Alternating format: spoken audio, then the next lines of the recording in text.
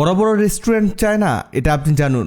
কারণ রেস্টুরেন্টে পাউরুটি দিয়ে হাতিয়ে নেয় হাজার হাজার টাকা। আর এই সিক্রেটটি যদি আপনি জেনে যান, তাহলে আপনি আর কখনোই রেস্টুরেন্টে গিয়ে টাকা খরচ করে এটা খাবেন না। তাই সময় থাকতে শিখে নিন তারা পাউরুটি দিয়ে কি এমন জিনিস তৈরি করে। এর জন্য প্রথমে পাউরুটিগুলোকে বেলন দিয়ে চেপে চেপে লম্বা করে নেয়, আর যখন এটা লম্বা আর পাতলা হয়ে যায় তখন এর সাইডের হলুদ বর্ডারগুলোকে কেটে নেয়। তারা রুটিটিকে ঠিক এমন পাতলা স্লাইসের মতো করে নেয়। এভাবে তারা অনেকগুলো পাউরুটি স্লাইস বানায়, আর আপনিও ঠিক এভাবেই বানিয়ে নেবেন।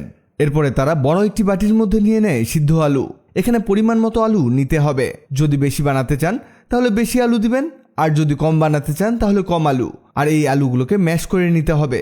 তারা এটাকে একেবারে আলু ভর্তার মতো করে ম্যাশ করে নেয়। আর যখন আলু ভালোভাবে ম্যাশ হয়ে যায়, মানে একেবারে ভর্তার মতো হয়ে যায়, তখন এতে দিয়ে দেয় গাজর কুচি এক বাটি পেঁয়াজ কুচি, কয়েকটি কাঁচামরিচ কুচি, হাফ বাটি ধনেপাতা কুচি, 1.5 চা চামচ চাট মশলা। এবার তারা এটাকে একেবারে মিক্স করা শুরু করে দেয়, ঠিক সেভাবে মিক্স করে যেভাবে আমরা আলু ভর্তা করি। আর এটাকে খুব ভালোভাবে মিশিয়ে নিতে হবে। এখনও কিছু জিনিস এতে অ্যাড করতে হবে, তবে প্রথমে হাফ চামচ লবণ অ্যাড করতে হবে। তারা এখানে পরিমাণ অনুযায়ী স্বাদমতো লবণ ব্যবহার করে। আপনিও আপনার স্বাদমতো লবণ বাড়িয়ে কমিয়ে নিতে পারেন। আর এটাকে ভালোভাবে মিশিয়ে নেবেন। এরপরে তারা এটাকে মিষ্টি শেপ দিয়ে নেয়। কিভাবে দেখুন, এভাবে হাত দিয়ে লম্বা লম্বা করে শেপ দিতে হবে, ঠিক লম্বা মিষ্টির মতো। এই দেখুন, এমন করে নিতে হবে। এখানে সম্পূর্ণ ভর্তাটাকে এভাবে লম্বা মিষ্টি শেপে আনতে হবে।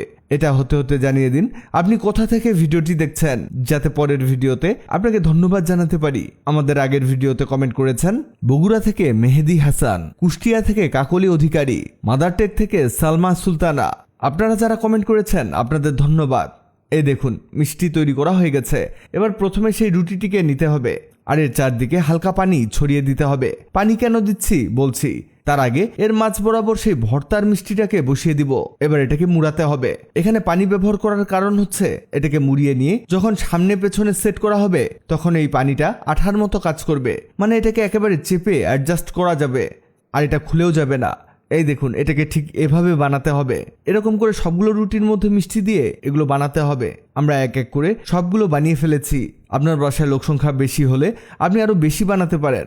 এবার গরম তেলের মধ্যে এগুলোকে ছেড়ে দিতে হবে। এতক্ষণে হয়তো আপনি বুঝে গেছেন এগুলো কি তৈরি হচ্ছে। এখানে হালকা হিটে এগুলোকে ভাজতে হবে।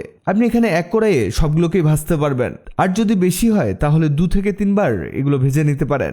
এগুলো মূলত পাকোড়া, রুটি দিয়ে মুচমুচে পাকোড়া। আপনি হয়তো রেস্টুরেন্টে খেয়েছেন, যার দাম অনেক বেশি হয়ে থাকে, অথচ খুব কম খরচে এবং খুব অল্প সময়ে এটা বানানো যায়। তাহলে রেস্টুরেন্টে গিয়ে টাকা খরচ করে এটা খাওয়ার প্রয়োজনই হবে না। এই দেখুন কেমন ক্রিস্পি হয়েছে এটা। আর এর ভিতরের অংশটা দেখাই, দেখুন এটা খেতে এতটাই মজার হয় যে একবার খাবে সে বারবার খেতে চাইবে। অনেক চমৎকার স্বাদের এই পাকোড়া। ভিডিওটি আপনার কাজে আসবে, তাই দ্রুত খুঁজে পেতে টাইমলাইনে শেয়ার দিয়ে রাখুন। আপনি কোথা থেকে ভিডিওটি দেখলেন কমেন্টে জানান, যাতে পরের ভিডিওতে আপনাকে ধন্যবাদ জানাতে পারি। ভিডিওটি ভালো লাগলে লাভ রিঅ্যাক্ট দিন। এমন সব তথ্যবহুল ভিডিও পেতে ন্যাচারাল বিউটি হ্যাক্সকে লাইক ও ফলো দিয়ে রাখুন।